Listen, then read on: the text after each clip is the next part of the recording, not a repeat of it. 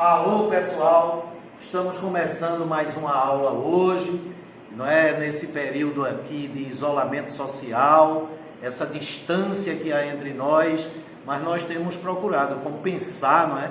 Através de nossas aulas em vídeo, tá certo?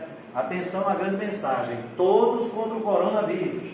A gente não pode mais beijar, abraçar ou dar as mãos, temporariamente. Mas a gente pode compartilhar ideias. Fica em casa.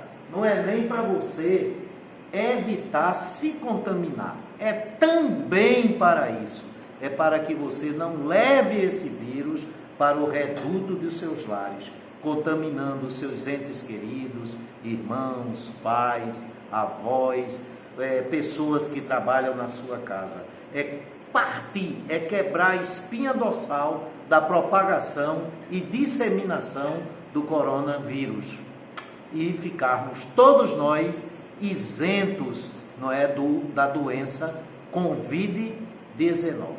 Legal ou não? Pois bem, o assunto que nós vamos trabalhar hoje é Introdução à Teoria dos Conjuntos. É o capítulo 5 do caderno. E por que eu aqui botei primeira parte? Essa subdivisão do capítulo 5 em partes é por conta dos vídeos que nós iremos fazer. Nós iremos fazer 3 vídeos hoje. Aí o primeiro vídeo é a primeira parte, o segundo vídeo é a segunda parte, o terceiro vídeo é a terceira parte. Na próxima semana faremos um quarto vídeo, que será a quarta parte, e com isso concluiremos a teoria dos conjuntos. A teoria dos conjuntos foi criada porque em matemática se cria as coisas por este matemático. Esse cidadão é um russo, né? Nasceu na Rússia, numa cidade chamada São Petersburgo, que depois da Revolução Bolchevique mudou de nome. Como o Estado russo, o Estado socialista era laico, os logradouros públicos, as cidades, não deveriam receber denominações vinculadas a qualquer que fosse a religião. Então, durante o período socialista, depois da Revolução Bolchevique, todos os logradouros que tinham nomes ligados a santos, a práticas religiosas, foram mudadas. E essa cidade foi chamada de Leningrado. Com o fim do bloco socialista, que teve como evento marcante a derrubada do Muro de Berlim, que separava a Alemanha em 2 Alemanhas, oriental e ocidental, com o desmantelamento do socialismo no leste europeu, essa cidade, que antes da Revolução Russa era chamada de São Petersburgo, durante o período vigente do socialismo na Rússia e na União Soviética, passou a ser chamada de Leningrado. Hoje essa cidade voltou a ser chamada de São Petersburgo. E foi nessa cidade onde nasceu George Cantor, que muita gente diz cantor, não é cantor, é Cantor. E foi George Cantor que criou a teoria dos conjuntos, Antes de George Cantor não havia teoria dos conjuntos. E por que é que eu coloquei aqui introdução? Porque não faz parte, das habilidades e competências exigidas do Enem, que você tenha um conhecimento profundo acerca da teoria dos conjuntos, ou como é conhecida nas escolas superiores, a matemática moderna. O que o Enem cobra de você são apenas noções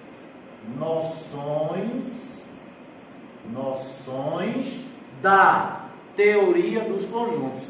E como o nosso curso tem que se restringir apenas ao que é exigido pelo Enem, então nós não vamos fazer um estudo completo, um estudo aprofundado da teoria dos conjuntos. Vamos estudar apenas as noções que são exigidas no espectro de competência e habilidades cobradas pelo Enem.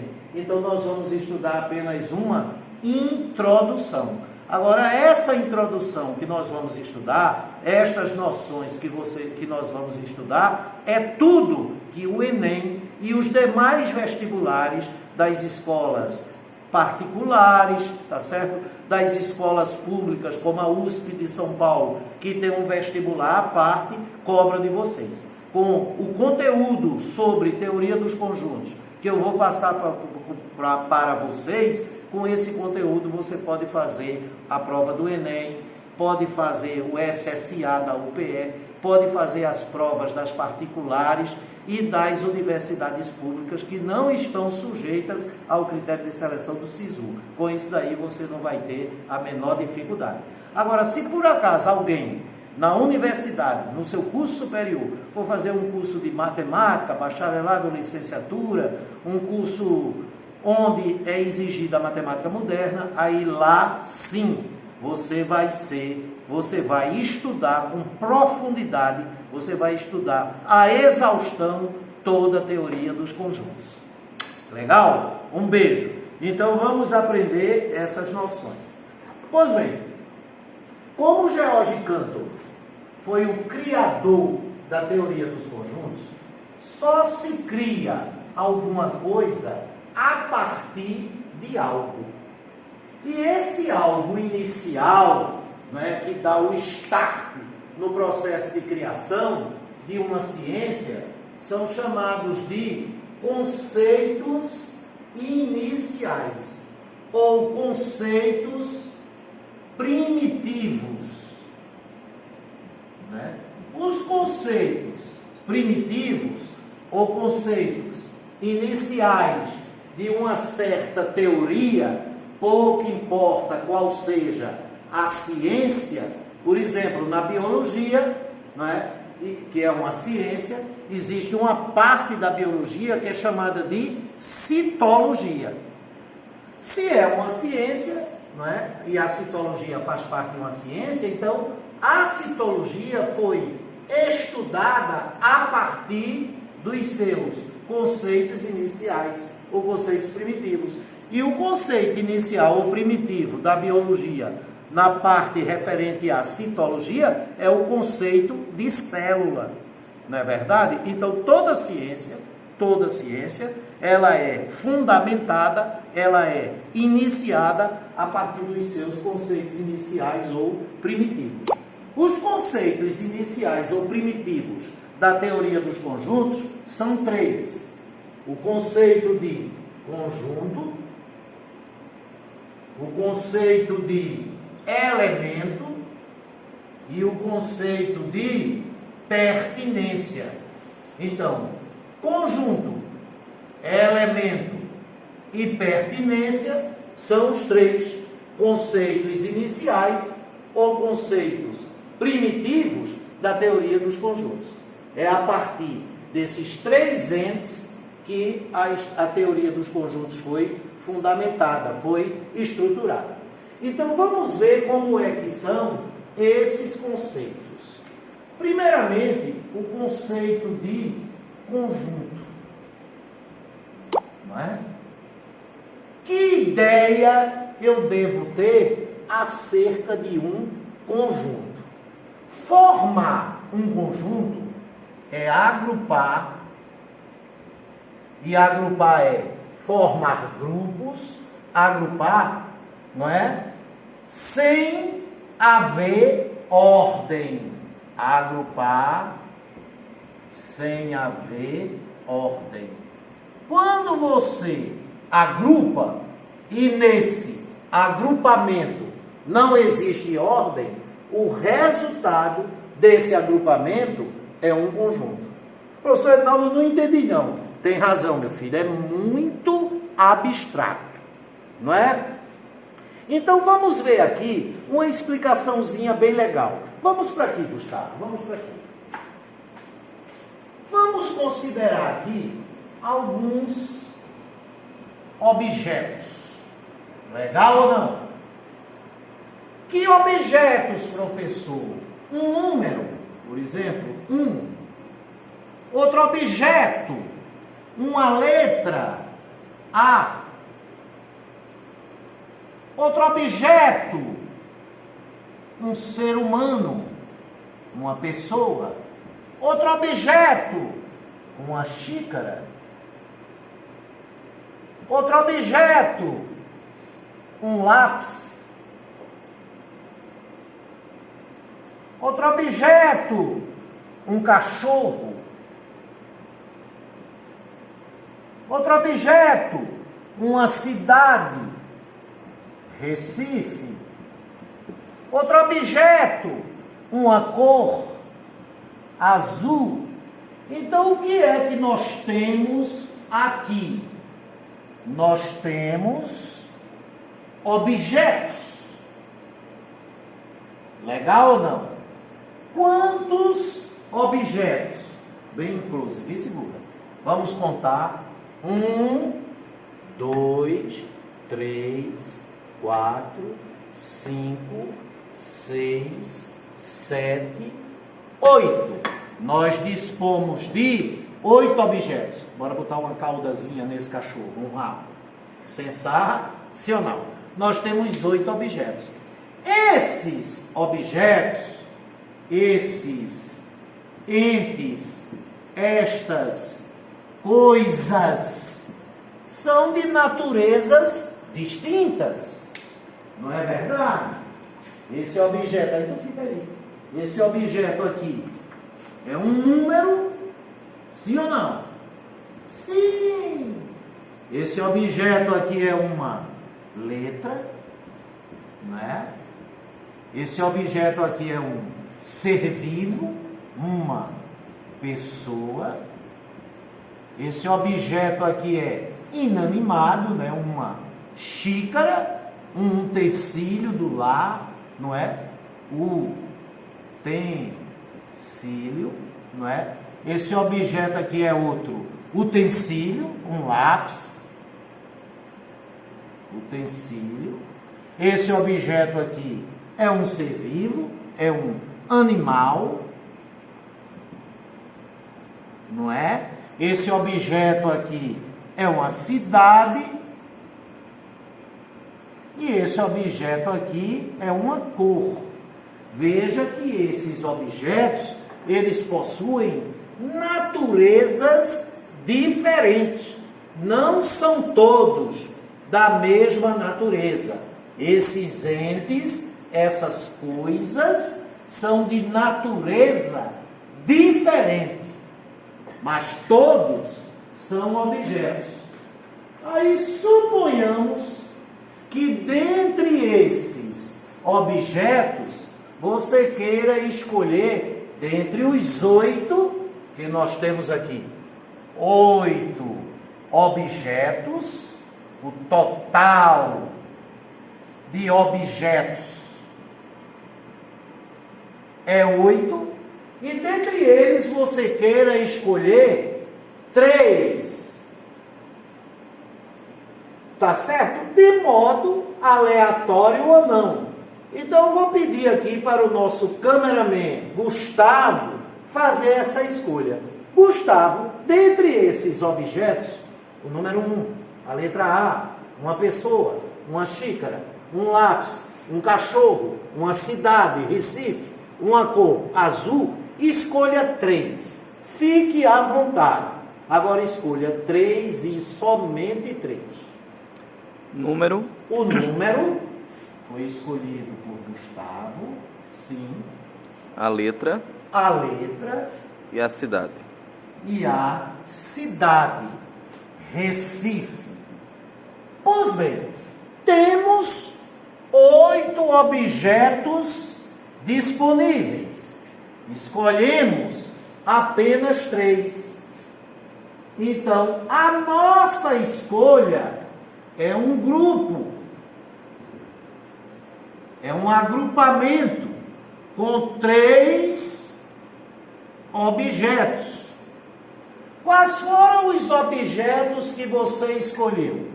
O número 1, a letra A e a cidade Recife. Legal? Essa foi a sua escolha. Pois bem, se nesse grupo que você formou não existir ordem, esse grupo é um conjunto. Se nesse grupo que você formou existir ordem, o número 1 foi o primeiro do grupo formado após a escolha. A letra A foi o segundo e a cidade de Recife foi o terceiro. Aí esse grupo é uma sequência. Sequências são grupos onde existe ordem. E conjuntos são grupos onde a ordem não existe. Agora veja, os matemáticos tiveram a seguinte ideia: como é que eu vou saber se aqui há ordem ou não? E em havendo ordem é uma sequência, e não havendo ordem é um conjunto.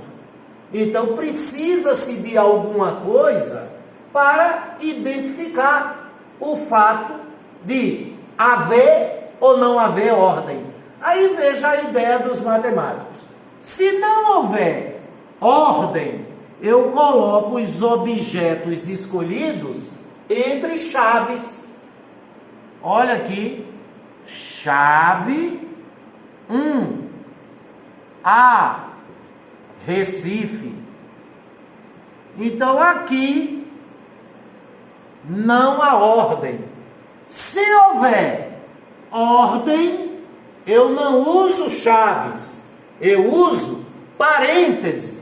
Caso haja ordem, aí é parêntese, o primeiro é 1, o segundo é letra A e o terceiro é Recife. Fechou o parêntese. Ou seja, as chaves é para indicar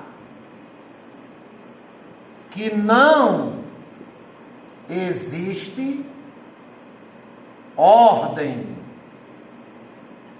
E os parênteses é para indicar que a ordem existe. Aqui, o segundo é a letra A. Essa letra A é o segundo. E aqui, a letra A não é o segundo, porque nesse grupo não existe ordem. Se você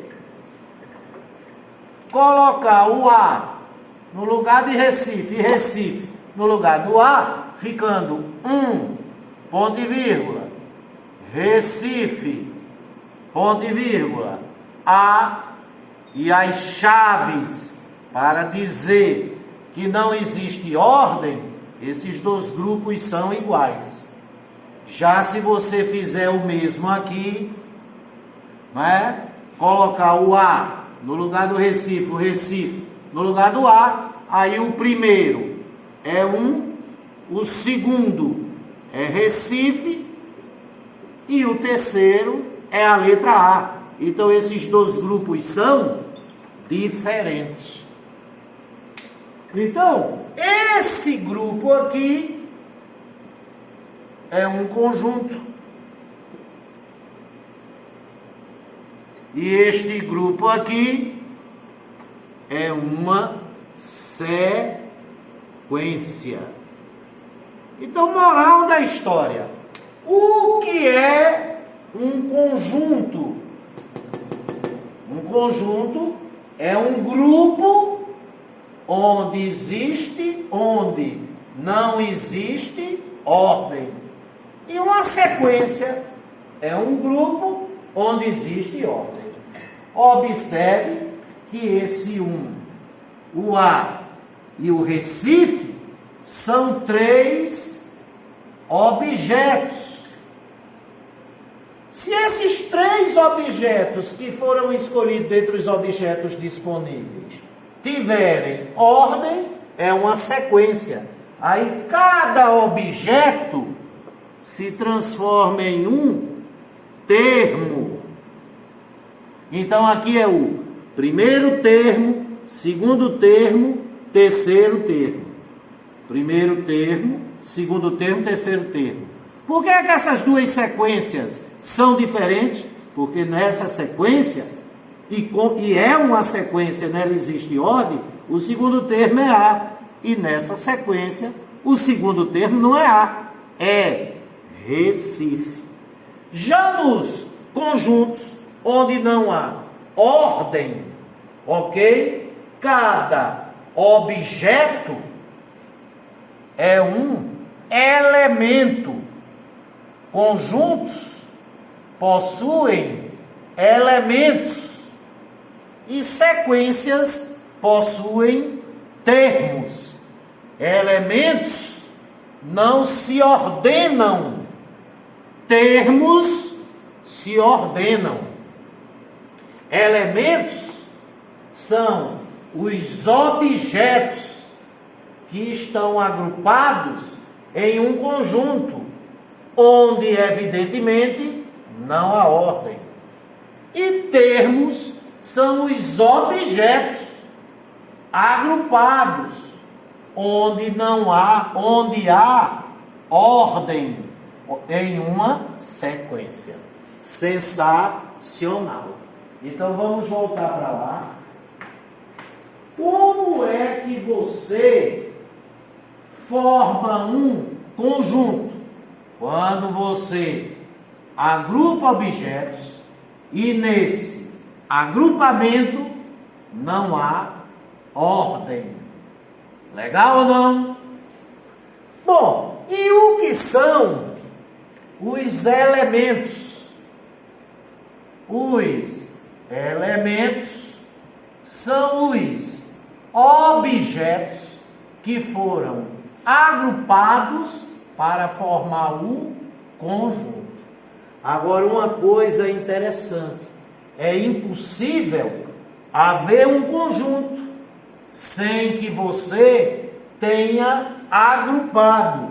Então, agrupar é a premissa para você poder obter um conjunto. Se não agrupar, não forma conjunto. E se agrupar, forma o conjunto, se no agrupamento não houver ordem. Porque se você agrupar e houver ordem, você estará formando uma sequência. Então, todas as vezes que nós agrupamos objetos, e nesse grupo que nós formamos não existe ordem, o grupo é um conjunto e cada objeto que foi agrupado é um dos elementos do conjunto. Então essa é a ideia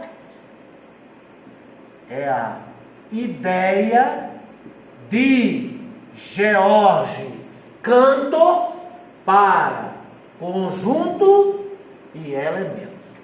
Ou seja, quando agrupamos entes, quando agrupamos coisas, quando agrupamos objetos de mesma natureza ou de naturezas distintas, se nesse agrupamento não existe ordem, ele é um conjunto. E se nesse agrupamento existe ordem, esse agrupamento é uma sequência. Se é sequência, não é conjunto. Se é conjunto, não é sequência. Nas sequências existe ordem e cada objeto é um termo. Nos conjuntos não existe ordem e cada objeto é um elemento. Se eu quiser modificar um conjunto, eu tenho que forçosamente substituir um objeto por outro objeto diferente dele. Ou acrescentar algum objeto aos que já havia, ou retirar algum dos objetos que foi agrupado. Legal ou não? Já nas sequências, eu posso modificar uma sequência, já que nela existe ordem, tá certo? Substituindo o objeto, ou acrescentando ou retirado, e ainda permutando. Por que permutando eu altero a sequência? Porque quando eu permuto termos, eu modifico a ordem.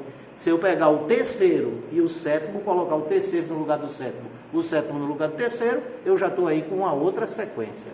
Mas num conjunto, como não, a ordem, essa permutação não modificaria o conjunto. Ok? Sensacional. Então, vejamos aqui o seguinte. Vamos supor que você queira agrupar os seguintes objetos. O número 2 é um dos objetos que você escolheu para colocar no grupo. A letra B, o número 4, tá? E o número 6. Você tem aqui um grupo com 4 objetos que você escolheu para formar o grupo. Esse grupo é um conjunto ou uma sequência? Se esse B não for o segundo, aliás, aqui não houver ordem, é um conjunto. Se houver ordem, por exemplo, esse 4 for o terceiro, é uma sequência. E a notação é a seguinte: se você quer que seja um conjunto, se você quer que não haja ordem, basta você colocar as chaves. Ao colocar essas chaves, você está dizendo que é um conjunto. E se é um conjunto, nele não existe ordem. Sensacional. Aí cada objeto desse, o 2, a letra B, o 4 e o número 6, são os elementos do conjunto. E uma coisa curiosa, se é um conjunto, os elementos não possuem ordem. Então, se eu colocar aqui chave, 2, em seguida 4, depois o B, 6, fechei a chave, tá certo? O que foi que eu fiz? Eu apenas permutei o B e o 4. Onde está o B, botei o 4. Onde está o 4, botei o B. Onde estava o B, eu coloquei o 4. E onde estava o 4, eu coloquei o B. Então, esses dois conjuntos são iguais. É o mesmo conjunto. É um conjunto só. Porque o conjunto, ele só se modifica se você acrescentar um objeto, transformar em elemento um objeto que você tem disponível e que não havia no conjunto. Ou se você retirar algum deles, tá certo? Ou se você substituir algum dos objetos que você agrupou por um outro objeto diferente. Não é verdade? Outra coisa curiosa. Observe aqui agora, chave. Então, quando eu coloco a chave, eu já estou dizendo que é um conjunto. Eu já estou dizendo que não há ordem. Aí veja, número 2, letra B. Letra B. Letra B, número 4, número 6. Esse conjunto, ele é rigorosamente igual aos outros dois. Professor Edinaldo, eu não entendi. É isso que você precisa entender, um tanto quanto abstrato. O fato de você repetir um mesmo elemento no mesmo conjunto, não modifica o conjunto. Lembra não o que foi que eu falei? Você só altera um conjunto você só modifica o conjunto, você só transforma esse conjunto em outro conjunto diferente se você retirar algum dos objetos que você agrupou, ou se você acrescentar um objeto que não havia antes, ou se você substituir, tá? Então, para formar esse grupo aqui, você não acrescentou novos objetos. Acrescentou, professor, olha, só tinha um B, agora tem 3. Mas o quê? B, B, B. Legal? É por isso que a gente diz que podemos, mas não devemos. Poder pode, mas não deve repetir elementos no mesmo conjunto. E é fundamental saber, né, que você jamais formará um conjunto sem agrupar. E para você agrupar, é preciso que você saiba quais são os objetos disponíveis. Por exemplo, para formar esse grupo aqui, número 1, letra A, cidade Recife, eu tinha que saber quais eram os objetos que eu tinha disponível. Sensacional. Por sinal, vejamos aqui uma situação bastante interessante, meu amor. Vamos ver aqui. Se alguém me pergunta, o Brasil é um conjunto? Olha, vamos aqui. Você só forma um conjunto se você agrupar. Quando alguém chega para mim e pergunta, o Brasil é um conjunto? Não é? Eu preciso saber se agrupou. E ainda preciso saber se nesse agrupamento há ordem ou não. Legal? Agora veja, se uma pessoa disser, eu vou agrupar as 5 regiões geopolíticas: Norte, Nordeste, Centro-Oeste, Sudeste e Sul. E nesse agrupamento, os objetos, que são as regiões geopolíticas. O Nordeste é um objeto, o Norte é outro, o Centro-Oeste é outro objeto, o Sudeste é outro objeto, o Sul é outro objeto. Se entre esses objetos não houver ordem, o Brasil é um conjunto. E cada elemento, cada objeto que foi agrupado, que é uma região política, então cada objeto desse passa a ser um elemento. Então, quando eu agrupo as regiões geopolíticas brasileiras, eu formo um conjunto onde cada região geopolítica é um elemento.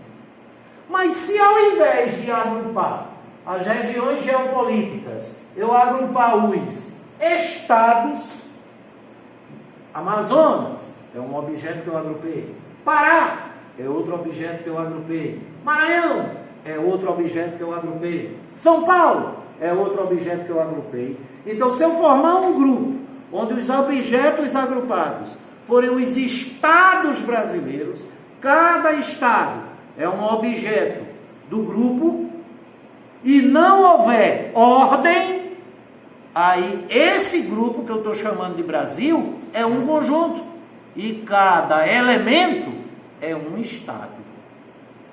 Veja que coisa engraçada. Aqui, nesse grupo, o Nordeste é um elemento e Pernambuco não é. Aqui nesse grupo, o Mato Grosso é um elemento e o Centro-Oeste não é.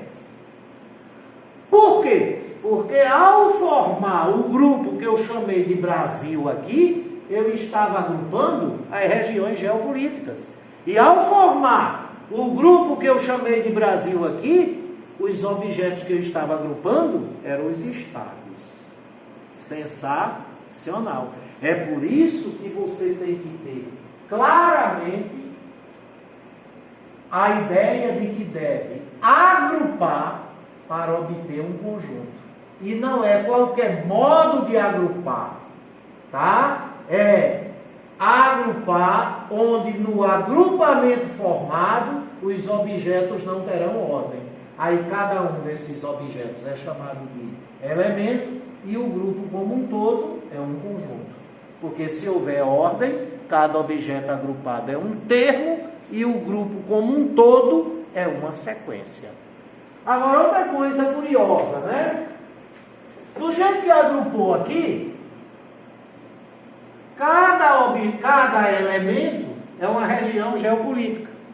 Esse conjunto ficaria assim, não era? Olha lá, chave, porque não existe ordem, é um conjunto. Aí, norte, nordeste, centro-oeste, sudeste e sul. Daí ele só para norte e sul. Então, região geopolítica, região geopolítica, região geopolítica, região geopolítica, região geopolítica, que todos os elementos são de mesma natureza. Mas não há obrigação, né?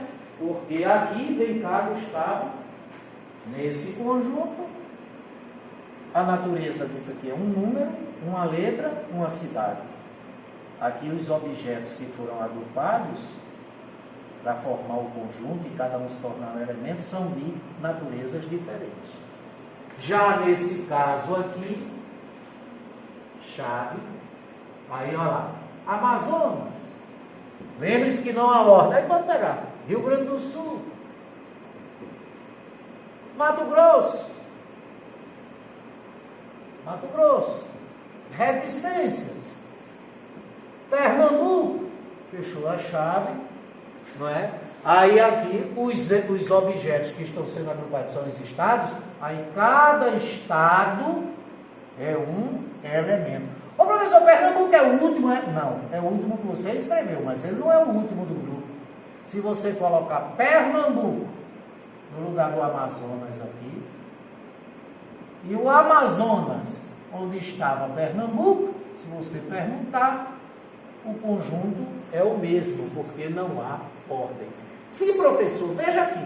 Aqui é região, região, região, região, região geopolítica. Todos os objetos são da mesma natureza. Aqui é estado, estado, estado, estado, estado, estado, estado, estado, estado. Todos os objetos são da mesma natureza. Sim, foi mera coincidência. Imagine que eu fizesse o seguinte, vamos brincar. Quero pedir permissão aos professores de geografia para eu fazer isso. Então, se eu considerar tudo isso aqui, amores,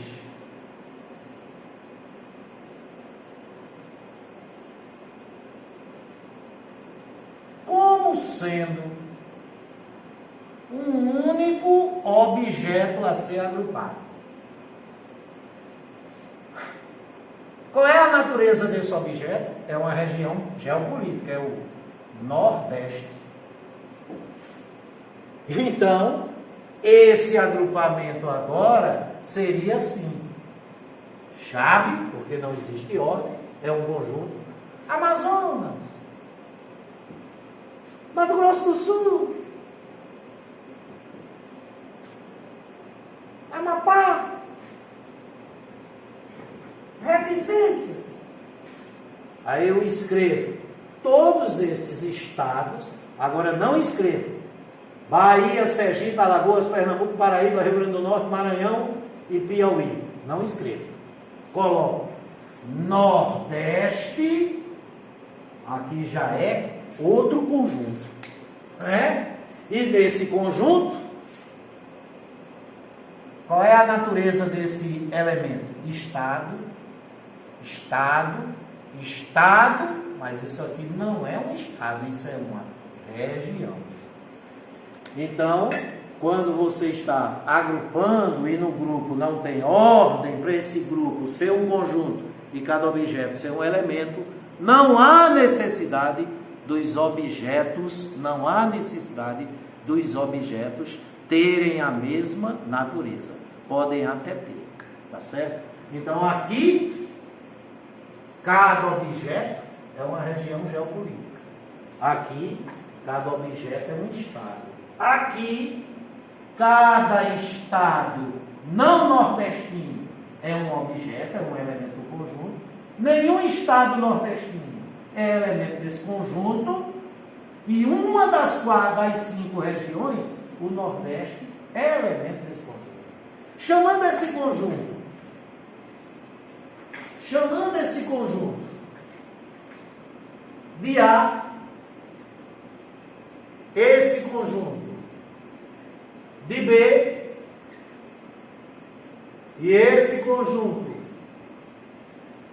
de C, veja que coisa maravilhosa. O Nordeste é elemento de A. Pernambuco não é elemento de A. Diz aqui. Pernambuco é elemento de B. O Nordeste não é elemento de B. E aqui, Pernambuco não é elemento de C. O Nordeste é elemento de C. Agora, o Amazonas é elemento de C, é elemento de B e não é elemento de A. É por isso que você tem que ter muita clareza acerca daquilo que você está agrupando. Sensacional! Agora vamos voltar para o primeiro slide, tá certo? Olha aqui. Os conceitos iniciais são 3, não é? O conceito de conjunto, o conceito de elemento e o conceito de pertinência. E como é essa história de pertinência? Pertinência. Pois bem, meus queridos, a pertinência, olha aqui, amores, a pertinência é uma relação. Se você já tem bem clareza sobre o que é conjunto e o que são elementos, você não vai ter dificuldade nenhuma para saber utilizar a pertinência. A pertinência serve apenas para uma coisa: para você dizer se determinado objeto é ou não elemento de um conjunto. Vamos voltar para aqui, Gustavo. Vamos. Observe. Aqui estão os objetos disponíveis. Número 1, letra A, pessoa, xícara, utensílio, lápis, utensílio, animal, cachorro, cidade, Recife, cor azul. Quais foram os objetos que você escolheu para agrupar? O número 1, a letra A e a cidade de Recife. Aí formou aqui o conjunto. E cada objeto agora, já que é um conjunto, é um elemento. E como é um conjunto, não existe ordem. Então vamos ver. O número 1 é elemento do conjunto? Sim. A letra A? Sim. A pessoa? Não. A xícara? Não. O lápis? Não. O animal? Não. A cidade do Recife? É elemento do conjunto. A cor azul? Não é elemento do conjunto. Exato. Para você não ter que escrever isso por extenso, foi criada a relação de pertinência. A relação de pertinência é só para isso. Para você afirmar ou para você negar se um determinado objeto é quando afirma ou não é quando nega elemento de um certo conjunto. A relação de pertinência, que é dicotômica, só tem duas possibilidades. As duas não podem ocorrer simultaneamente, tá certo? E não pode haver um caso em que ambas deixem de ocorrer, você tem a pertinência afirmativa, a que faz a afirmação, e tem a negação. O que é que a pertinência afirma? O que é que a pertinência nega? A pertinência afirma ou nega o fato de um objeto ser ou não ser elemento de um conjunto. Quando ela é afirmativa, o símbolo é assim. Parece um C maiúsculo com esse tracinho. Esse é o símbolo da pertinência afirmativa. E quando ela é uma negação, a pertinência faz uma negação, é o mesmo símbolo da afirmação com um corte. E como é que a gente lê esses símbolos? Não é? Nos livros didáticos ele diz assim: olha, esse símbolo aqui é para ler pertence, e esse daqui é para ler não pertence. Tá certo. Agora eu queria saber de você se a prova do Enem, da USP, das faculdades particulares, do SSA é oral. Não, né? Não há oralidade. Não há, então ninguém está preocupado como você pronuncia. Você é cobrado com relação à ideia. E qual é a ideia desse símbolo da pertinência afirmativa, que muita gente diz pertence? A ideia dele é você dizer é elemento de. E a da negação? Aí é óbvio, né? A negação não é elemento, de sensacional.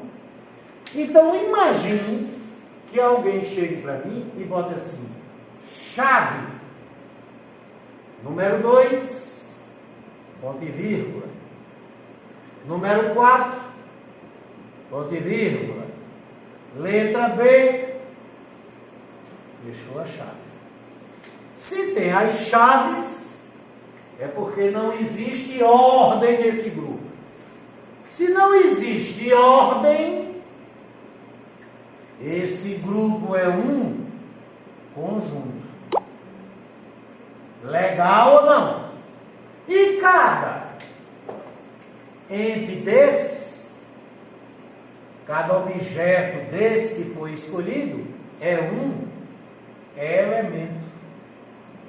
Então, o número 2 é elemento do conjunto, o número 4 é elemento do conjunto, a letra B é elemento do conjunto. Se você tem bem consciência de quais são os elementos do conjunto, até porque se você não tivesse essa consciência, você não saberia qual era o conjunto, você pode utilizar a pertinência. Então, o número 2, vamos dar um nome a esse conjunto? Vamos chamar ele de conjunto A. Então, esse é o conjunto A. Então, o número 2 é elemento do conjunto A. O número 4 é elemento do conjunto A. O número 3 não é elemento do conjunto A. A letra B é elemento do conjunto A. A letra X, Y, não é elemento do conjunto A. A cidade do Recife não é elemento do conjunto A. A xícara não é elemento do conjunto A. Veja que você tem muita clareza sobre o que é e o que não é elemento do conjunto A.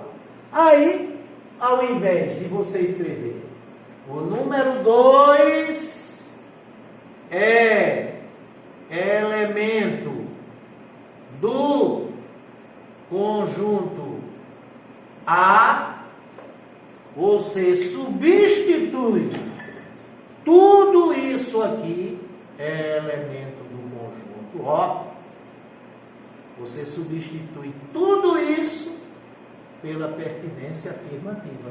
Aí fica como? Fica assim: o número 2 é elemento do conjunto A.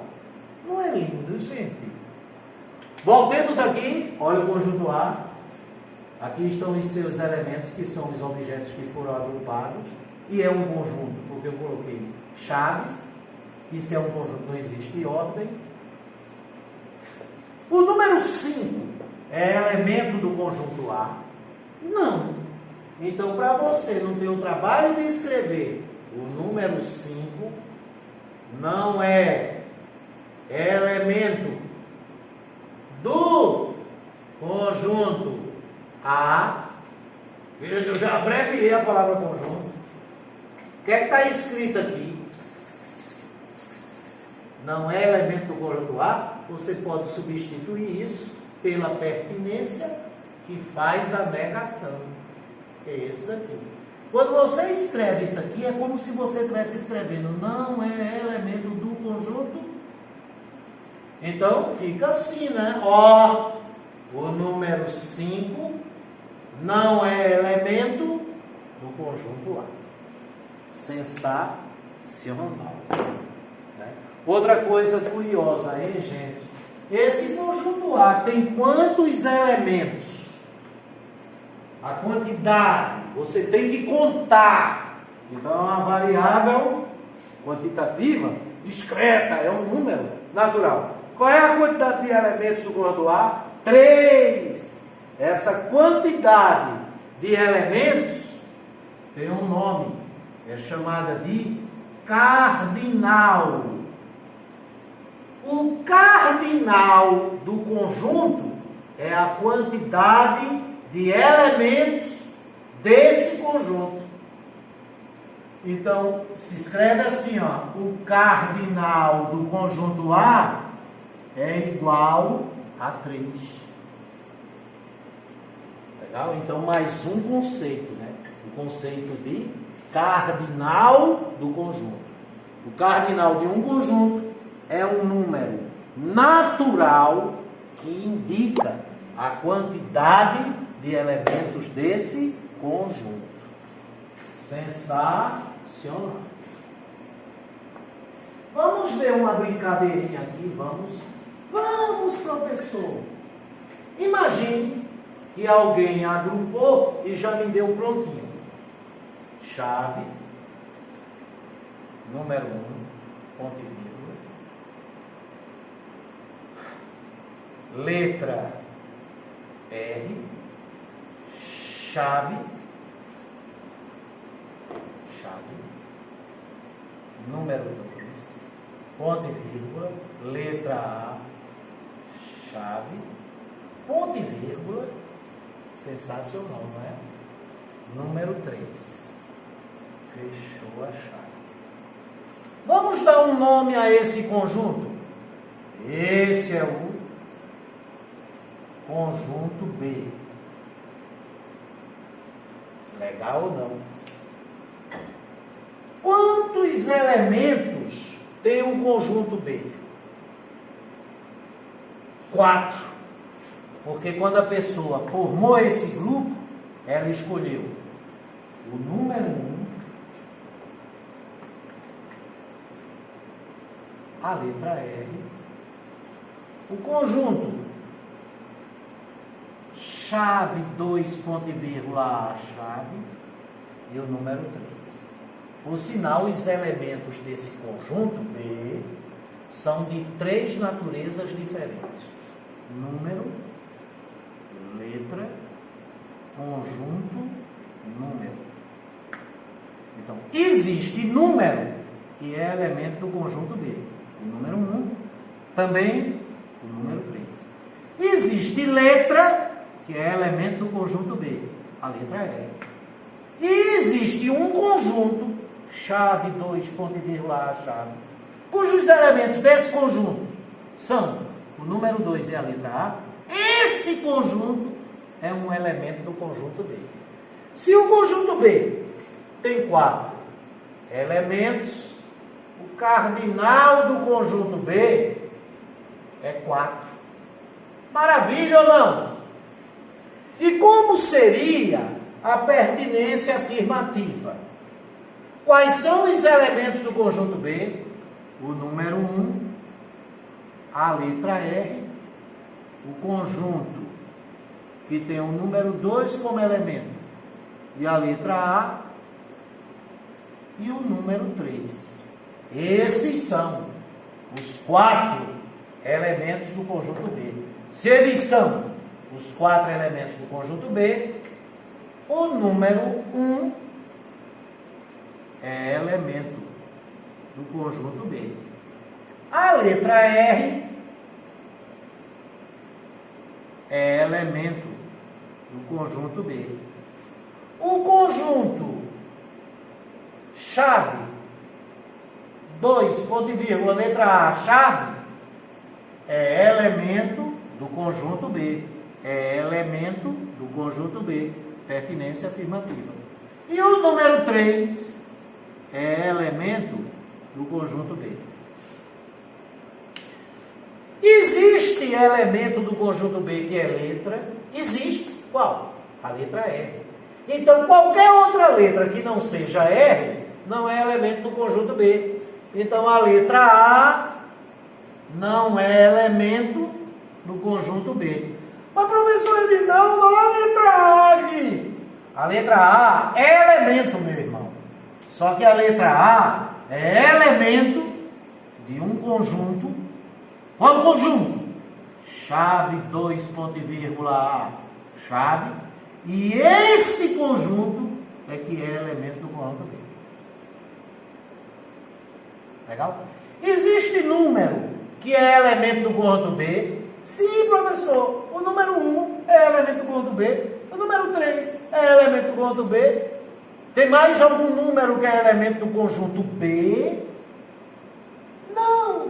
Então, o número 2 não é elemento do conjunto B. Você, Edinaldo, o número 2 é elemento. É, meu filho.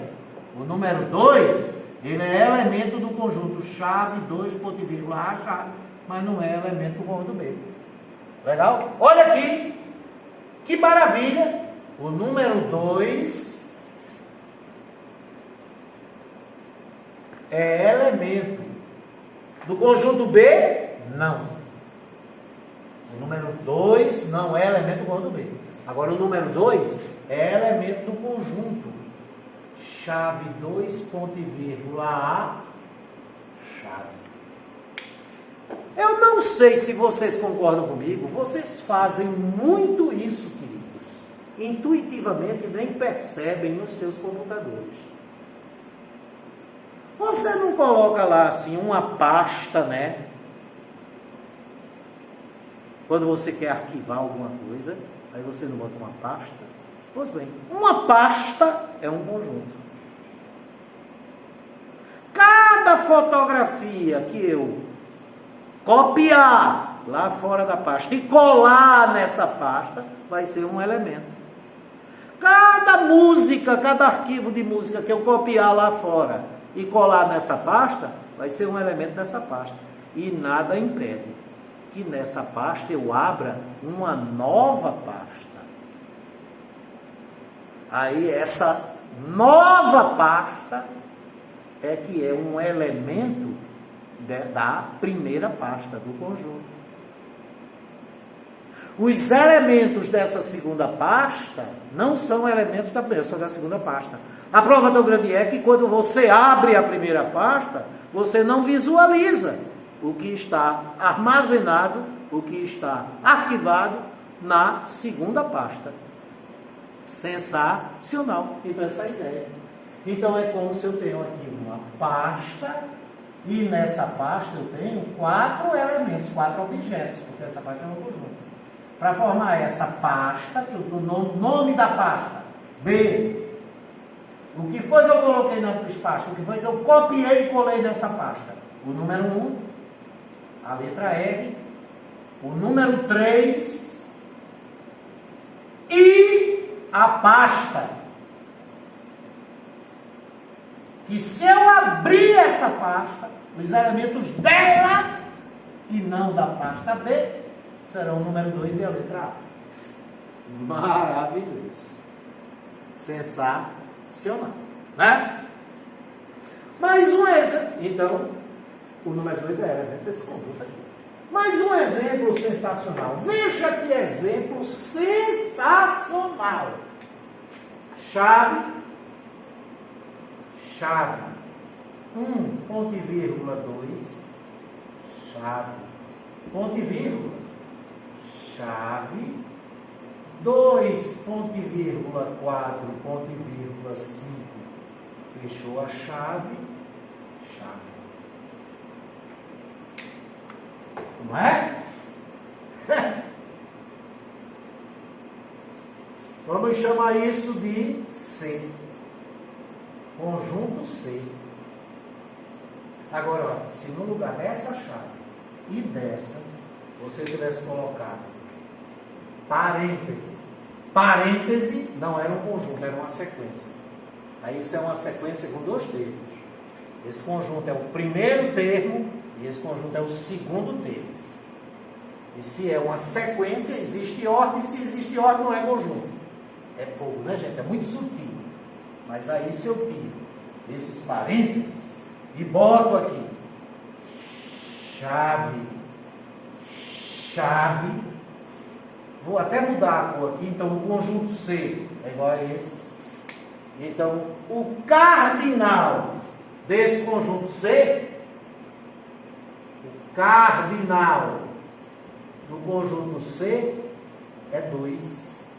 O conjunto C tem 2 elementos. E quais são os elementos do conjunto C?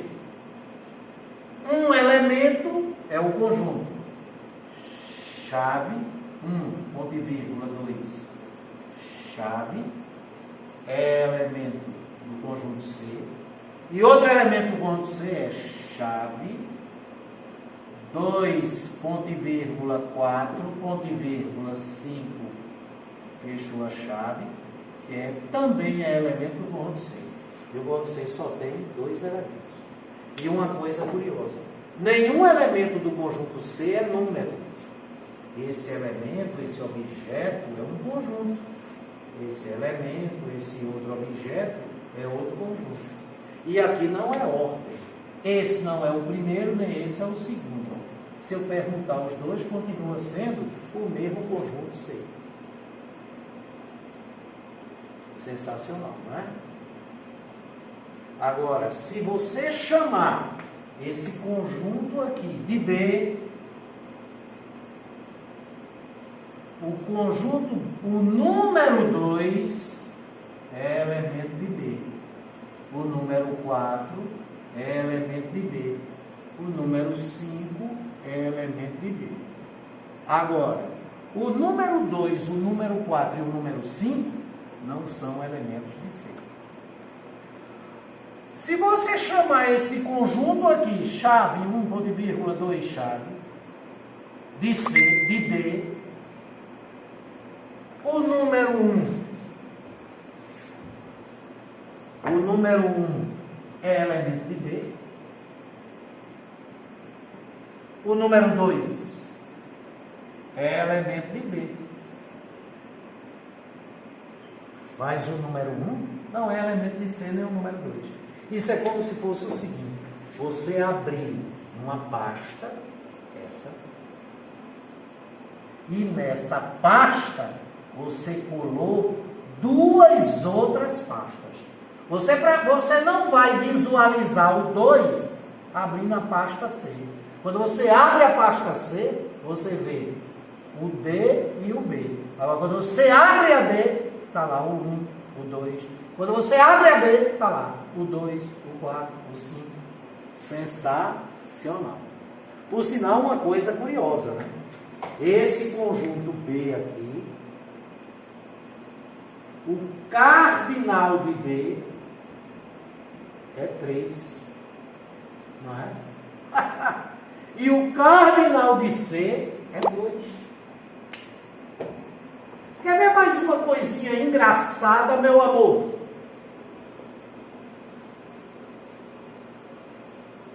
Quer ver uma coisinha engraçada? É essa daqui, ó. Vamos chamar de E. Abre a pasta. abre outra pasta, 1, ponto e vírgula, 2, ponto e vírgula, 3, ponto e vírgula, 4, fecha a pasta, fecha a outra pasta. O cardinal do conjunto é 1.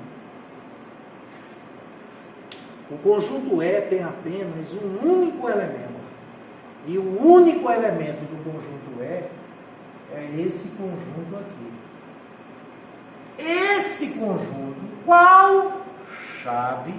1, ponto e vírgula, 2, ponto e vírgula, 3, ponto e vírgula, 4 é elemento do conjunto E. Por sinal, chamando de pasta, como o computador denomina, qual é o nome dessa pasta? Conjunto E. Se você quiser renomear, bora renomear. Renomear, cliquei, aí essa pasta era E, agora é G. Tá certo? Aí o cardinal dessa pasta, o que é que eu tenho nela agrupado? Apenas essa pasta daqui. E o cardinal desse conjunto, bora dar um nome a ele, conjunto F. Viu? Por sinal, esse conjunto F é chave 1, 2, 3, 4. Esse conjunto F é o único elemento do conjunto G. Né? Aí o cardinal do conjunto F é que é 4. O número 1 é elemento de F e o número 1 não é elemento de G. O número 2 é elemento de F e o número 2 não é elemento de G.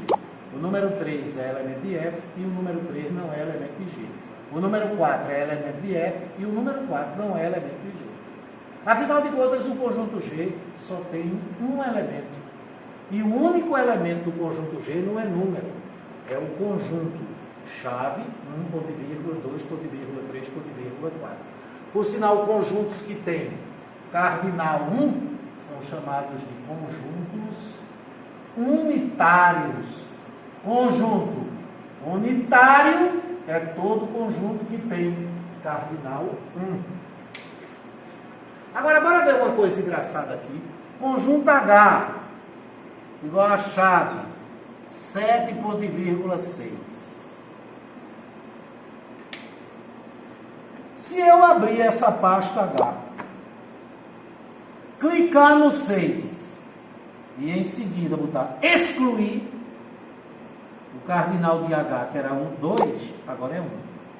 Aí H é um conjunto unitário. Se eu clicar agora no 7, com o mouse direito, clicar no 7. Aí ele me mostra lá as opções. Eu em seguida clicar em excluir. E daí eu fechar a pasta. Quando eu for abrir essa pasta, antes de abrir ela, o que é que aparece escrito em cima? A pasta está vazia. Pois bem, essa é a ideia do conjunto vazio. E o cardinal é 0. Todo conjunto que tiver cardinal 0 é um conjunto vazio. Conjunto vazio é todo conjunto que tem cardinal 0. Agora vem uma coisa engraçada aqui. P. Abre a pasta.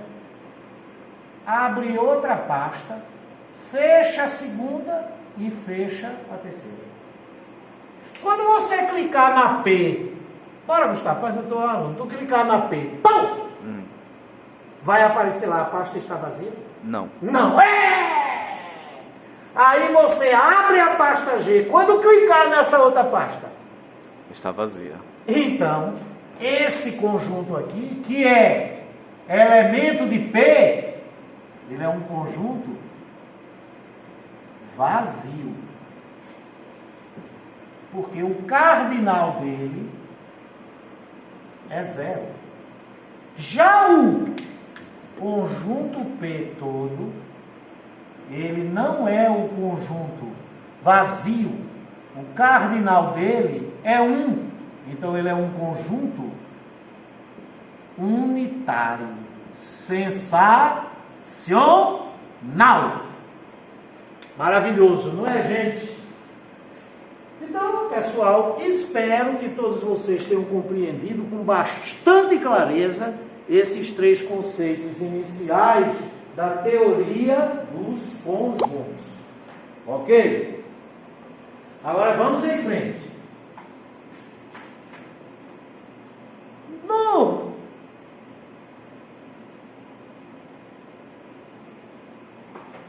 No próximo item, nós vamos trabalhar agora as formas, os métodos, os modos de representação de um conjunto.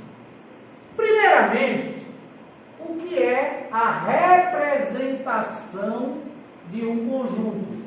É a escrita. Tá?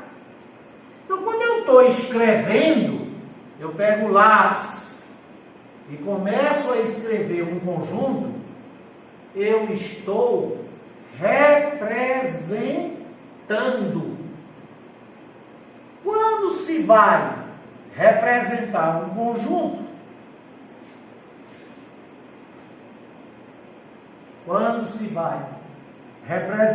conjunto, existem 3 métodos, 3 modos, 3 formas de representação.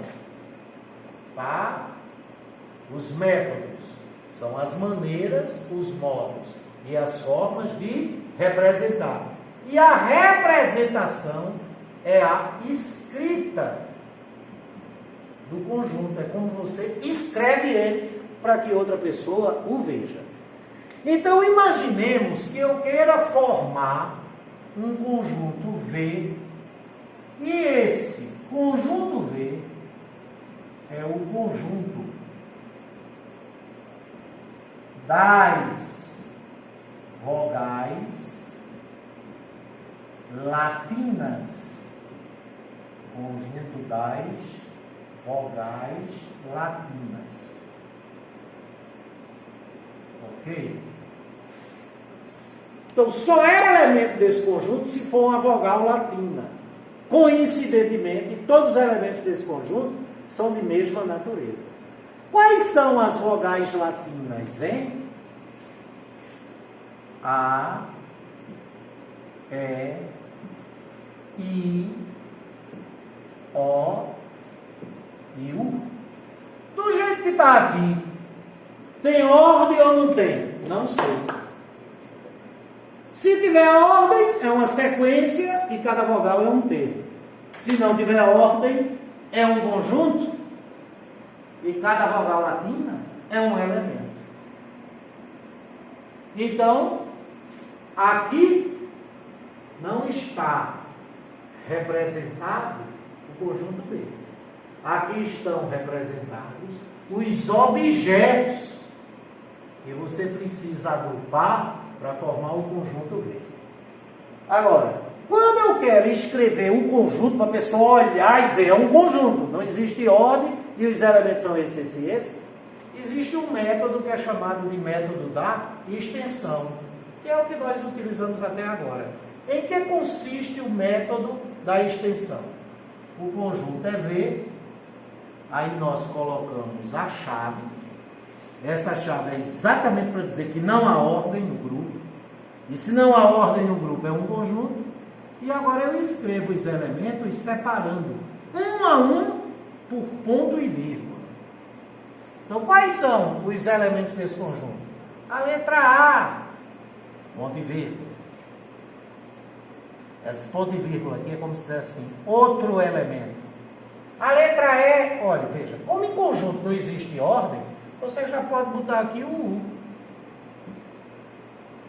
Como em conjunto não existe ordem, aqui o I.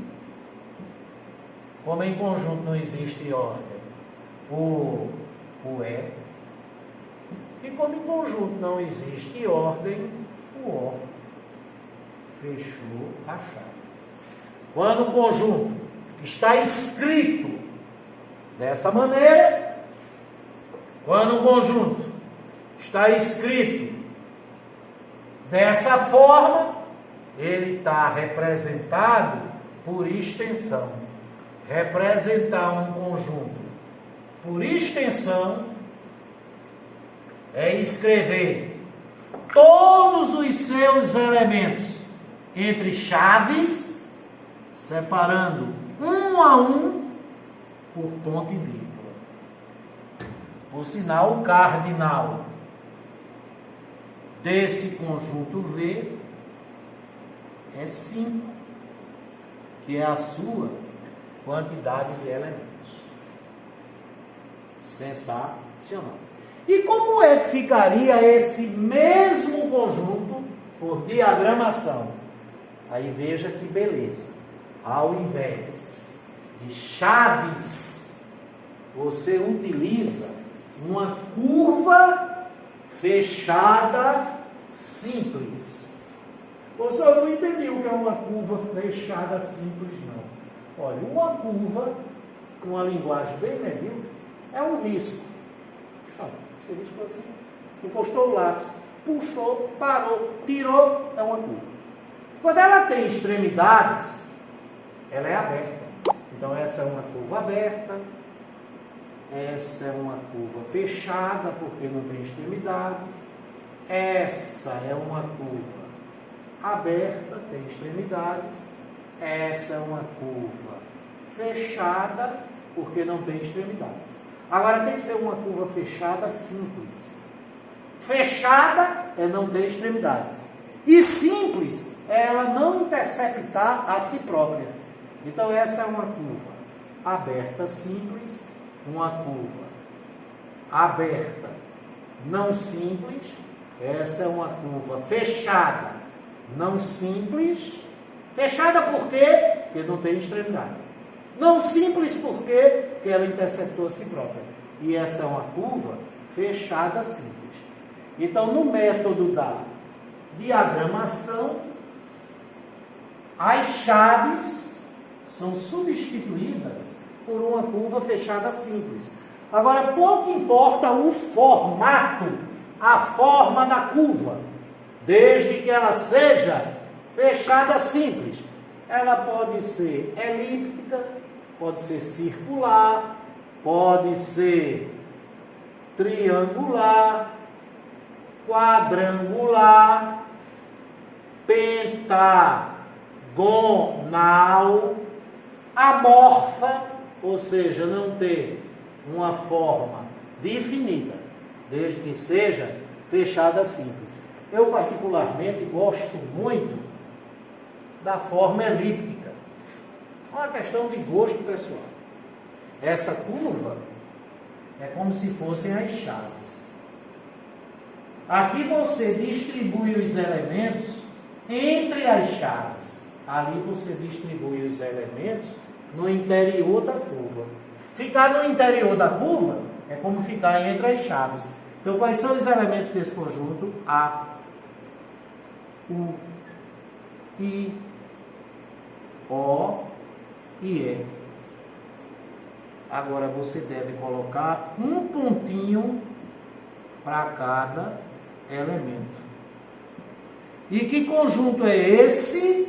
Conjunto V. Aí a letra que denota o conjunto pode ficar no exterior, pode ficar no interior, pode ficar até sobre a curva, tanto faz. Mas, professor, se ficar no interior, eu vou pensar que é um elemento. Não, meu amigo. Não tem um pontinho. Olhe para aqui. Olhe para aqui, meu bem. Meu bem. Curva fechada simples, curva fechada simples, curva fechada simples. Vibre. Vibre. A, B. A, B. A, B. Se eu botar um ponto aqui, eu estou dizendo o quê? Que o conjunto é B e o elemento é A. Se eu botar um ponto aqui, eu estou dizendo que o conjunto é A e o elemento é B. E se eu botar um ponto aqui e outro ponto aqui, eu estou dizendo que os elementos são A e B, mas o conjunto eu não disse qual é. Como aqui o conjunto é B, cardinal de B é igual a 1. E o único elemento de B, que faz inclusive que ele seja um conjunto unitário, é a letra A. Aqui o cardinal de A é 1, o conjunto aqui é B, o conjunto aqui é A. E o cardinal de A é 1 porque só tem um único elemento que é B. E aqui o cardinal desse conjunto, que eu não dei nome a ele, é 2, porque ele tem 2 elementos. Sensacional, né? Ó, professor, a colocação desse pontinho é uma besteira, né? Não é uma besteira, não. Esses pontinhos são tão importantes quanto essas vírgulas. Veja que coisa interessante aqui, meu filho. Interessante. Bora ver, bora. Bora! Olha para cá. Chave 1, ponto e vírgula 2, ponto e vírgula 3. Fechou a chave. Cardinal desse conjunto, 3. Quais são os elementos? O número 1, o número 2 e o número 3. Como é que ficaria num diagrama? Ficaria assim: 1, 2, 3, pontinho no 1, pontinho no 2, pontinho no 3. Agora veja, chave 1, ponto e vírgula, 2, ponto e vírgula, 3, fechou a chave. Curva fechada simples, 1, 2, 3, 1, 2, 3, pontinho, pontinho, pontinho. Se tirar essa vírgula daqui, esse conjunto só tem 2 elementos, o número 1 e o número 23. Então seria aqui, ó, o número 1 e o número 23. É evidente que estariam mais próximos, né? Olha cá, chave 1, ponto e vírgula, 2, ponto e vírgula, 3, chave. Curva fechada simples, 1, pontinho, 2, pontinho, 3, pontinho. Já se tirar esse ponto de vírgula daqui, claro que esses 2 algarismos estariam mais próximos. Esse conjunto só tem 2 elementos, o número 12 e o número 3. O número 3 e o número 12. E olha para aqui, 1, ponto e vírgula, 2, ponto e vírgula, 3, fechou a chave. 1, pontinho, 2, pontinho, 3, pontinho. Se tirar esse ponto e vírgula, esse conjunto só tem um elemento, o número 123. Então aqui não pode ter 3 pontinhos. Esse conjunto só tem um elemento, o número 123. A importância desses pontos é como se fossem as vírgulas. É para você distinguir com bastante precisão um elemento do outro. Então vamos cá. Então, curva fechada simples, conjunto V. Eu sempre prefiro colocar a letra que denomina, que é a notação do conjunto, o nome do conjunto, no exterior da curva. Mas pode ficar no interior. E os elementos? Letra U, letra A, letra I, letra E e letra O. Sensacional. Aí ele está representado por diagramação. E por compreensão? Por compreensão, qual é o conjunto V?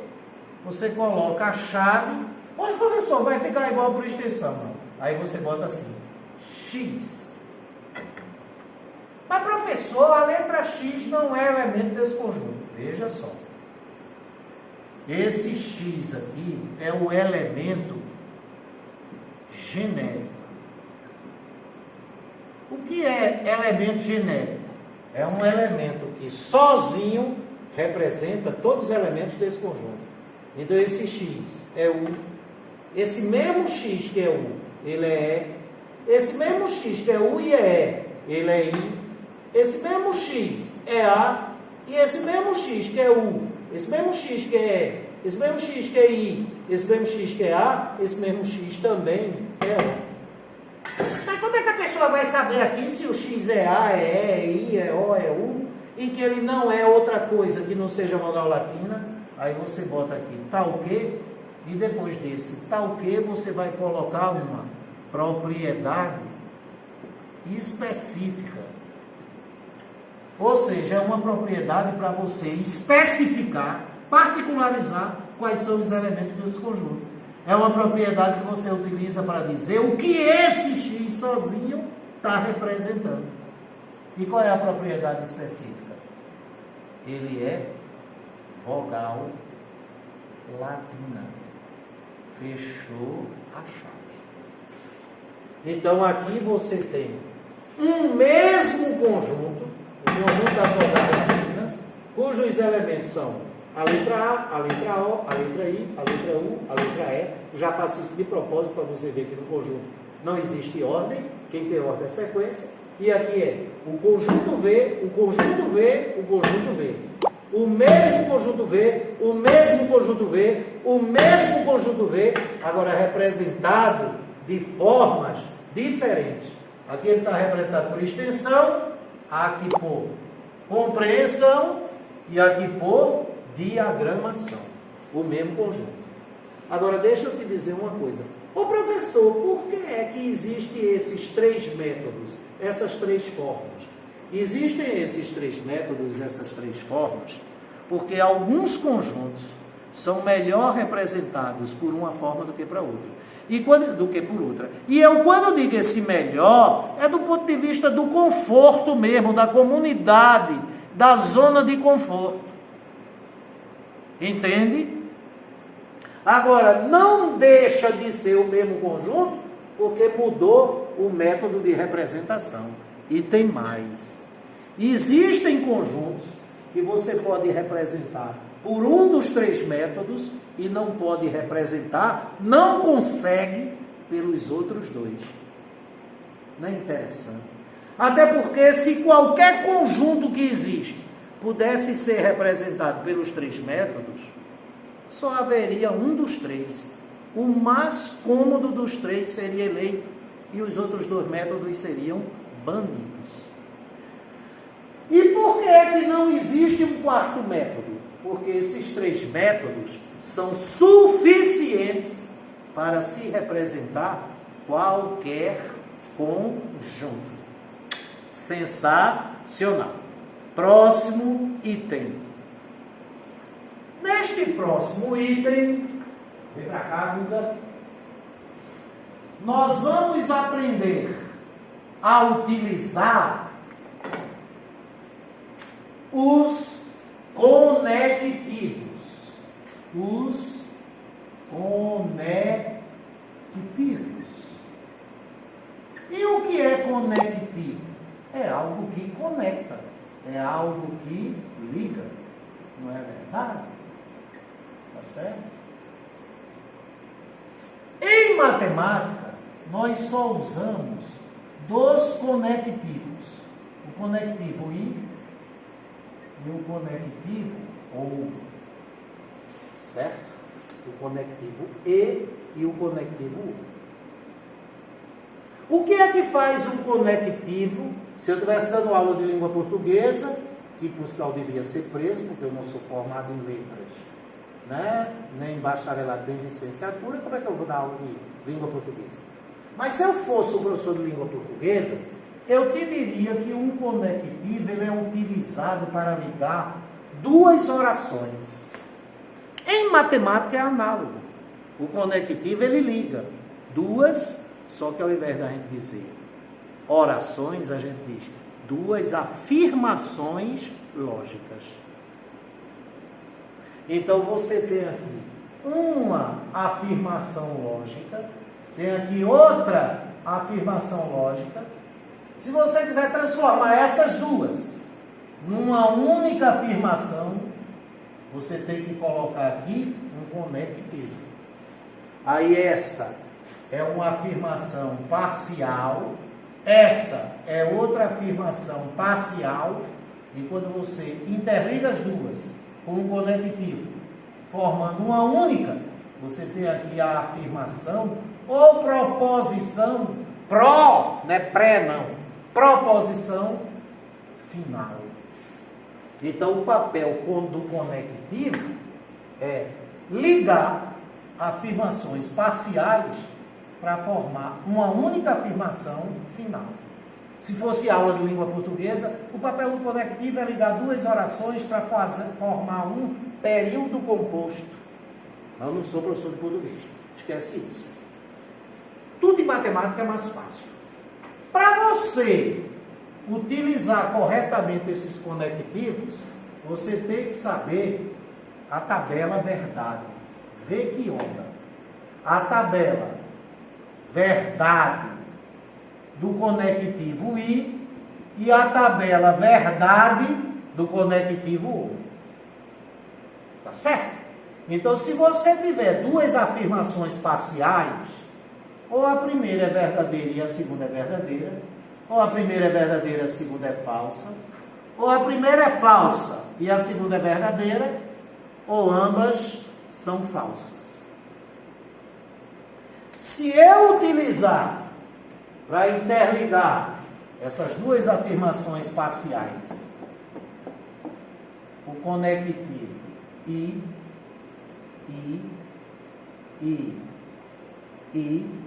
transformando tudo isso aqui numa única afirmação, se a primeira for verdadeira e a segunda for verdadeira, a final é verdadeira.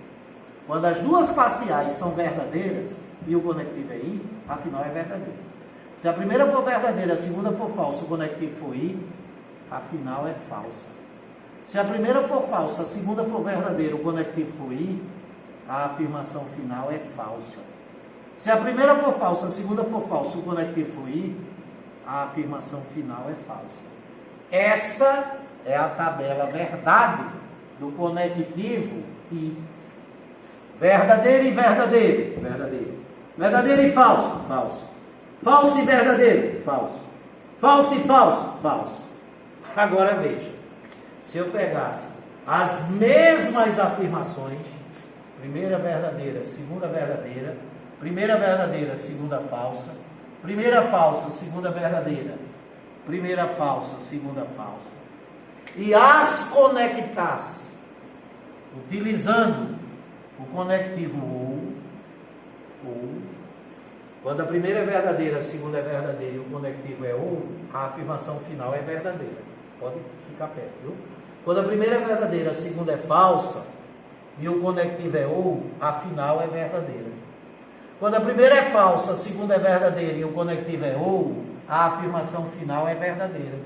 Agora, quando a primeira é falsa, a segunda é falsa, o conectivo é ou, a afirmação final é falsa. Essa é a tabela verdade do conectivo ou. Tenha calma. Eu não sei se você notou uma coisa, diga aí. Você notou alguma coisa? Quando o conectivo é I, só existe uma possibilidade para a final ser verdadeira. Aqui, a final falsa, falsa, falsa. E a final só é verdadeira quando as duas parciais são verdadeiras. Basta uma parcial ser falsa, ou até mesmo as duas. Se o conectivo for I, a afirmação final é falsa. Que beleza, né? Ou seja, quando o conectivo é I, o falso predomina sobre o verdadeiro. Então aqui, falso e verdadeiro. Quem é que predomina? Falso. Falso e verdadeiro. Quem é que predomina? Falso. Falso e falso. Quem é que predomina? Falso. Então só tem uma possibilidade para a final ser verdadeira. Quando ambas são verdadeiras. Quando o conectivo é ou, que beleza, não é? Que maravilha. Quando o conectivo é ou, é o contrário. É a verdadeira que predomina sobre a falsa. Só existe uma possibilidade da afirmação final ser falsa, porque nas outras sempre é verdadeiro. E para a afirmação final ser falsa, quando o conectivo é ou, as duas parciais têm que ser falsas. Basta uma ser verdadeira para a afirmação final ser verdadeira quando o conectivo é ou. Então, para o conectivo e quem é que predomina? A falsa. Predominância da falsa. Para o conectivo ou quem é que predomina? A verdadeira. Sensacional. Então, bora ver conectivo I. Falso e falso. Falso. Falso e verdadeiro. Falso. Verdadeiro e falso. Falso. Porque a falsa predomina quando o conectivo é I. Agora, verdadeiro e verdadeiro. Nenhuma das parciais é falsa. A falsa predomina, mas não tem falsas. Então, verdadeiro e verdadeiro, verdadeiro. Já quando o conectivo é ou, falso ou falso, falso. Falso ou verdadeiro, verdadeiro. Verdadeiro ou falso, verdadeiro. Verdadeiro ou verdadeiro, verdadeiro. Porque no conectivo ou, a verdadeira predomina. Basta uma ser verdadeira para a afirmação final ser verdadeira. Então, quando o conectivo é ou, já que a verdadeira predomina, só existe uma possibilidade para a afirmação final ser falsa, quando ambas são falsas. Vamos exercitar agora. Bom, olha aqui, amores. Vê que coisinha bonitinha esse exercício. Né? Bem lúdico que eu preparei para vocês. Bem lúdico mesmo. Olha, o menino tenta fechar aí, fazer um close bem legal. Isso, Gustavo, um close bem legal. Cadê a minha vareta? Meu Jesus, achei. Estava quase morrendo. Aí olha para aqui. Analise a validade. A validade não é o prazo de validade não, viu? É a validade lógica, se é verdadeiro ou falso. O prazo de validade é quando você compra laticínio, alimento no supermercado. Aqui a validade é lógica. Quando você diz que algo é verdadeiro, logicamente é verdadeiro. Falso, logicamente é falso. Essa, ser verdadeiro ou falso, é a validade lógica. Analise a validade lógica de cada uma das 8 figuras. 1, 2, 3, 4, 5, 6, 7 e 8 figuras. Ao lado, baseando-se na proposição composta que está acima delas. Então, acima das figuras, eu tenho uma proposição lógica.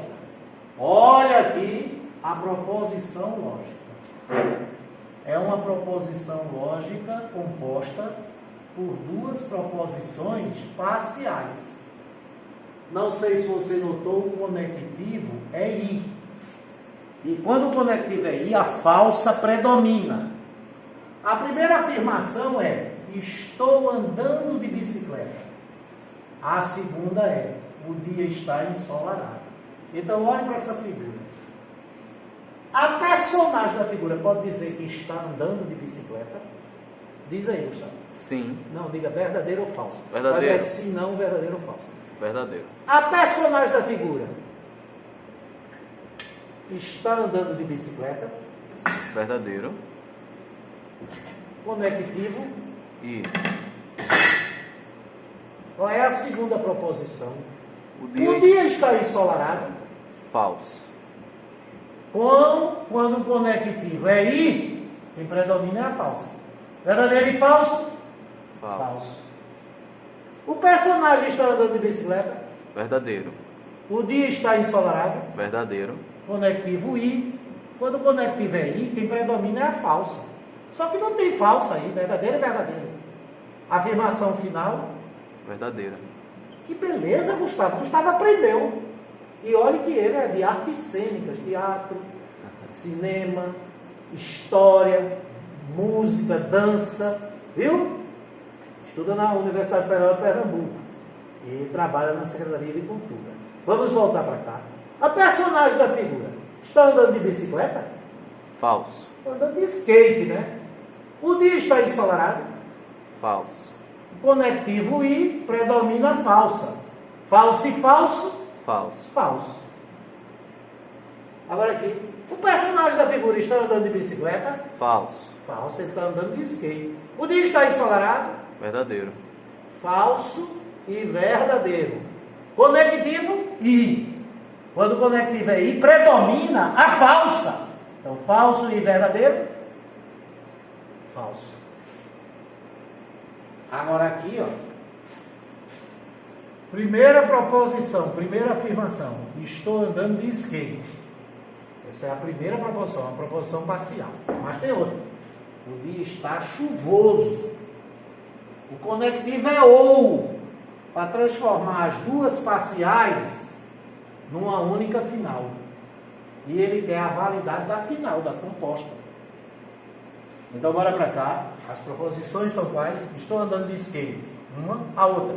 O dia está chuvoso. Estou andando de skate. Falso. O dia está chuvoso. Verdadeiro. Conectivo, ou. Quando o conectivo é ou, quem predomina é a verdadeira. Então, se eu tenho uma falsa, tenho uma verdadeira, e quem predomina é a verdadeira, falsa ou verdadeira? Verdadeiro. Verdadeira. Porque predomina a verdadeira. A verdadeira mata a falsa.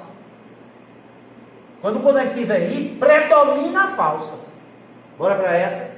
Estou andando de skate. Falso. O dia está chuvoso. Falso. Falso, falso. Qual foi o conectivo? Ou. Quem é que predomina? A verdadeira. Só que ali as duas são falsas. Falso ou falso? Falso. Porque só tem uma possibilidade quando o conectivo é ou, para a composta ser falsa. Quando as duas são falsas.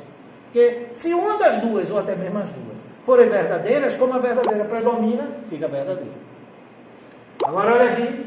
Estou andando de skate. Verdadeiro. O dia está chuvoso. Verdadeiro. Conectivo ou. Verdadeiro. Verdadeiro. Como o conectivo é ou, quem predomina é a verdadeira. Verdadeiro. Verdadeiro. Quando o conectivo é ou, como quem predomina é a verdadeira, só tem um jeito de ser falso, quando as duas são falsas. Porque basta uma ser verdadeira, a primeira, a segunda ou as duas, como o verdadeiro predomina no conectivo ou, afinal é verdadeiro. Agora olha para aqui. Estou andando de skate. Verdadeiro. O dia está chuvoso. Falso. Mas o conectivo é ou. Quando o conectivo é ou, quem predomina é a verdadeira. Verdadeiro. Verdadeiro. Sensacional. Não é verdade? Então, aí estão as tabelas verdade que eu já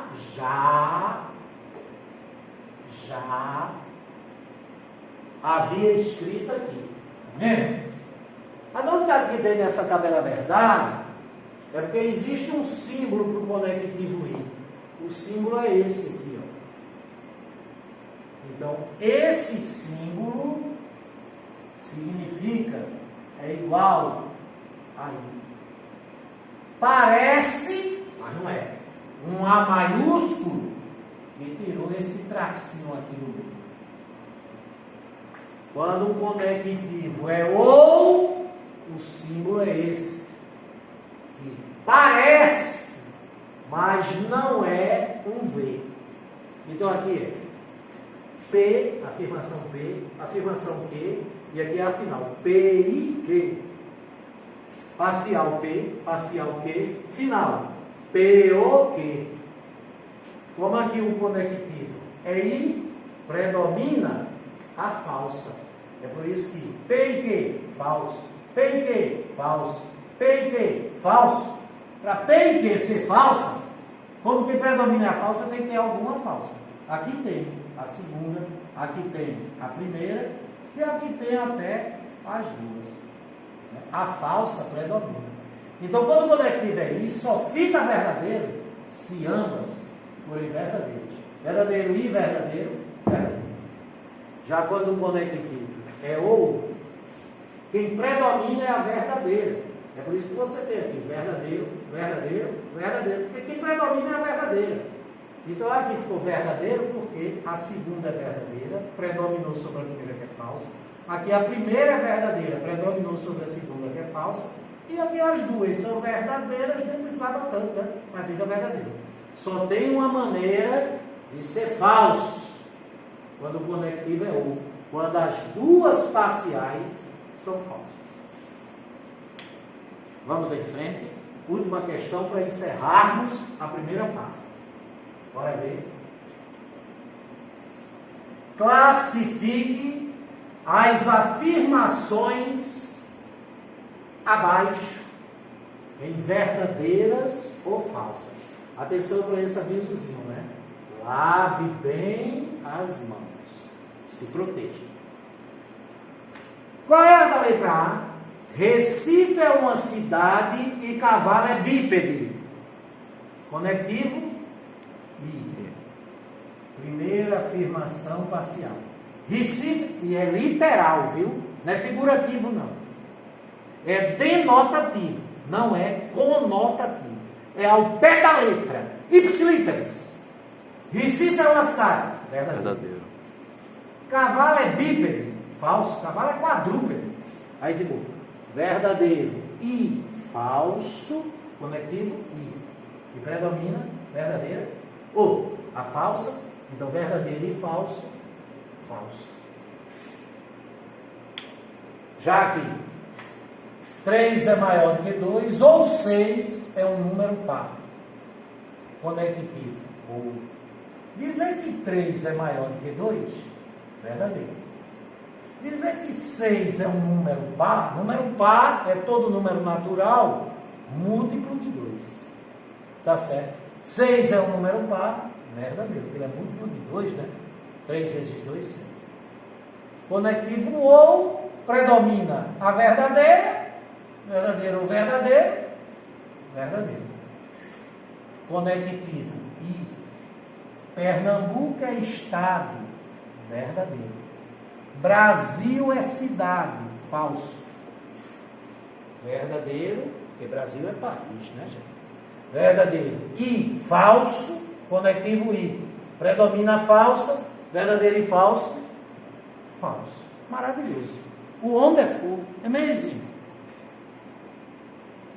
Alguma dúvida, queridos? Próxima.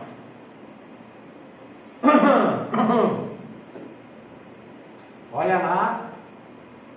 Não sei se você notou. A sua primeira preocupação, viu?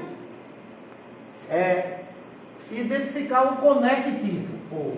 Porque antes do conectivo você tem uma afirmação parcial, depois do conectivo tem outra. Agora você julga a validade de cada uma das parciais. Triângulo é polígono verdadeiro. Inclusive é um polígono que tem 3 lados, né? 4 é menor do que 1, falso. Agora, o que você quer colocar ali na resposta é a validade da proposição composta, da final, do todo. Quando o conectivo é o, predomina a verdadeira. Então, verdadeiro ou falso, verdadeiro. Aí a resposta aqui é verdadeira. Sensacional. Conectivo e julho é mês, verdadeiro. O sol é estrela, verdadeiro. Aí uma vez o aluno, não, professor, estrela é o que a gente vê de noite, por favor, né? Vamos prestar mais atenção às aulas de geografia. Bom, julho é mês, verdadeiro. O sol é estrela, verdadeiro. E a composta, o todo, verdadeiro. E verdadeiro, verdadeiro. Porque quando o conectivo é I, predomina a falsa. Mas nenhuma das duas é falsa. Então não vai ser a validade da predominante. Preserva a validade. Verdadeiro e verdadeiro, verdadeiro. Por sinal, quando as duas são verdadeiras, tanto faz CI como CU. Não tem como você conectar duas verdades e por causa do conectivo tornar tudo falso. Então, verdadeiro e verdadeiro, verdadeiro. Verdadeiro ou verdadeiro, verdadeiro. Falso e falso, falso. Não tem como eu conectar duas afirmações falsas e o todo ser verdadeiro. Falso ou falso? Falso. Então a dúvida é quando elas têm validade contrária, né? Verdadeiro, falso, falso, verdadeiro. Se for i, predomina falso. Falso e verdadeiro, falso. Verdadeiro e falso, falso. E se for ou, predomina verdadeira. Verdadeiro ou falso, verdadeiro. Falso ou verdadeiro, verdadeiro. Bora lá. Conectivo. E. O leão é selvagem, verdadeiro. Uma vez, mas eu só conheço um leão tão mansinho. Eu não estou perguntando se o leão é adestrado ou não, domado ou não. Mas ele é selvagem, viu? Se você pegar um leão recém-nascido, levar para sua casa, criar ele dentro da sua casa, claro que sua casa não é uma selva. Mas mesmo assim o leão continua sendo selvagem, viu? Ele não é um animal doméstico. Bora lá. Formiga é inseto, verdadeiro. Então ficou verdadeiro e verdadeiro. Afirmação final, verdadeira.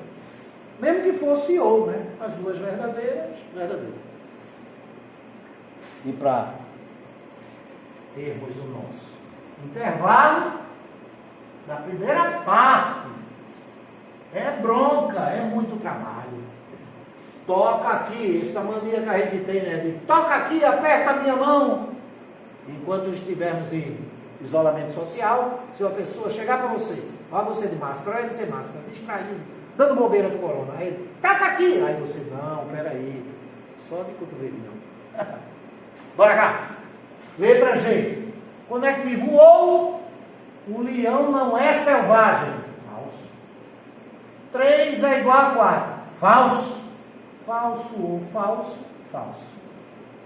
Conectivo ou, morango não é mineral. Verdadeiro, né? Morango é vegetal. Mosca é vegetal. Falso, né? Mosca é animal. Pode pensar, é inseto. Inseto é animal, rapaz. Poxa.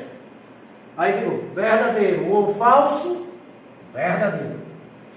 Macaco é fruta. Atenção, esse fruta é no sentido denotativo. É literalmente, é ao pé da letra. Macaco é fruta. Falso. Galinha não é ave. Falso. Falso ou falso? Falso. Viram como é fácil? Sensacional. Vamos dar aqui uma apagadinha. Encerramos a primeira parte e a segunda parte, tá certo? Do capítulo 5, segunda parte da nossa divisão de vídeos.